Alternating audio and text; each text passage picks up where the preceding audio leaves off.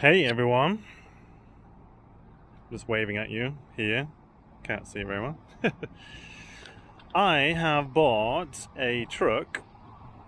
One of the purposes of buying this truck was to get to Trackdays, so I thought I would give you a little look around what we've bought and some of the features and show you the bike in the back of it, which is the most important thing at this moment in time. So here we go. So me and the girlfriend wanted a truck both for carrying the bike and for camping, and we've been wanting one for ages. Couldn't really justify the costs and the outlay of however much trucks are in America. They are, you can get to some fairly ridiculous prices if you want.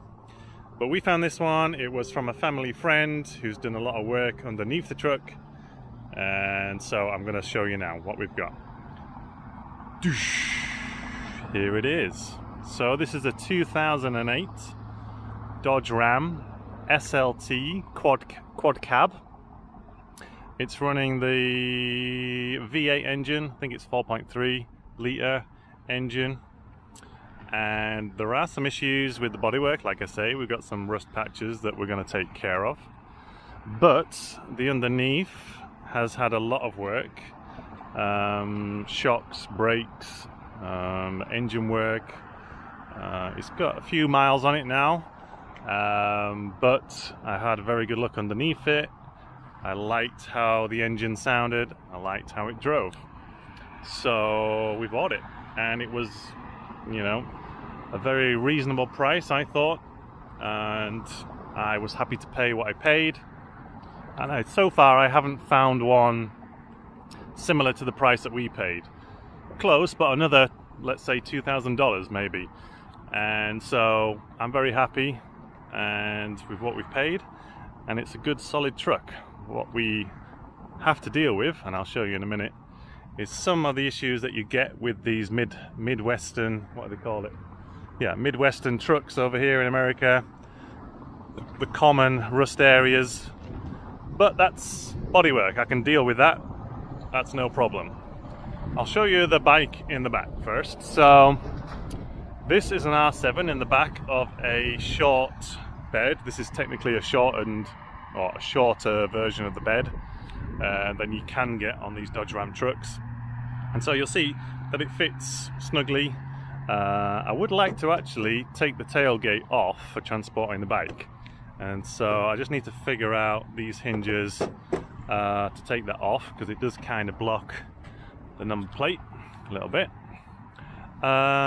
We bought from Harbour Freight one of these motorcycle chocks. There was a Father's Day deal going on, so we grabbed that on Father's Day, and I have mounted a couple of mount points so far. Still got a couple more to do to make it nice and solid, but you can see that that's tucked up close to the back of the bed, but we can still get the bike fully on the bed. Yes, there's a little overhang here with the tire, but the actual all of the weight is on the bed and not the tailgate, so that's good. Tie down points at the back and at the front, so this thing is solid. It literally, I can't move it without moving the whole truck. So nicely solid transportation for the bike, which is really good. I'm very pleased with that. So loading it, I'm going to show you a clip about loading the bike. I used 2 ramps tie wrapped to the hitch. That seemed, not tie wrapped, ratchet strapped. So this is the issue we're having with the rotten panels on the back of the bed. This is very typical for trucks of this era. And so the plan is, like I'll show you on this side, I've got some patch panels on order. They're on their way, and I've chopped out the inner arches, which were pretty rotten and nasty, and we're just going to go with an outer arch panel, and we'll brace. We'll just put a couple of braces to give a little bit of strength back on the panel. We've also ordered a welder, so I get to pick up on my welding skills and try those again. The patch panel comes to about this sort of area, So much larger than it, well, a little bit larger than the area I've just cut out. But I wanted to get ahead of it before the panels arrived, so that I'd done all that work, which was a bit time consuming, and got a little bit of an injury. But nevertheless, that's going to get sorted out, and so is the rest of the rust. And once that's done, we're going to have a nice, solid, and very inexpensive truck that's going to help us do track days.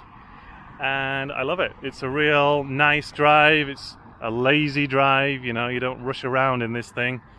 You just take your time and enjoy it, and lumber along down the road. So yeah, very pleased. A bit of rust on that door there, so we're gonna have to reskin the bottom of that door again, or find another door, you know.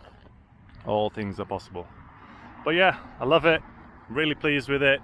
It's going to be great for the track days, so we've got plenty of space left for generator, putting the ramps in, various bits and bobs can go in the back of here, maybe like a pop-up apron gazebo thing. So yeah, we're good to go. So track day, so where are we now? We're nearly at the very end of June, so the track day is going to be in about 20 days from now. Regards the bike is pretty much ready. I might do an oil change on it. There's maybe one or two jobs I had in the pipeline, but to be honest, at this point, I'm just happy with what I've got, and we're going to try what we've got on the track and have some fun. Tire warmers have arrived, so I'm going to try those out. As I say, we've got a generator now, so I'm going to test run the whole thing. Run the generator with the tire warmers on the stands, make sure that's all good to go, and be ready for our first track day, which is Black Hawk Farms over near Rockford, Illinois, and we're gonna have a great time, and I can't wait. I might do some live streaming onto my Facebook, and I don't know whether I'm gonna like advertise that here or not, but for those of you that are on my Facebook already and watch these videos, then look out for any live streaming, because we might have the bike literally live streaming as I'm going around the track, so we'll see. But I just thought I'd show you the truck. It's real good fun. I'm really enjoying it. Don't even ask about miles per gallon or economy on the fuel, etc. Don't need to think about that. We just put some fuel in it and go and have fun. Alright guys, well, I don't know if there's anything else to say. If you've got any questions, let me know. If you want to follow, so if you follow my Instagram, you would have known about this. So my Instagram is MikeyJaxx, MikeyJaxxx. So look me up on there. That's where you can see things like this happening sooner than I can upload it to YouTube. But yeah. Okay guys, have fun, take care, and I'll see you in the next video.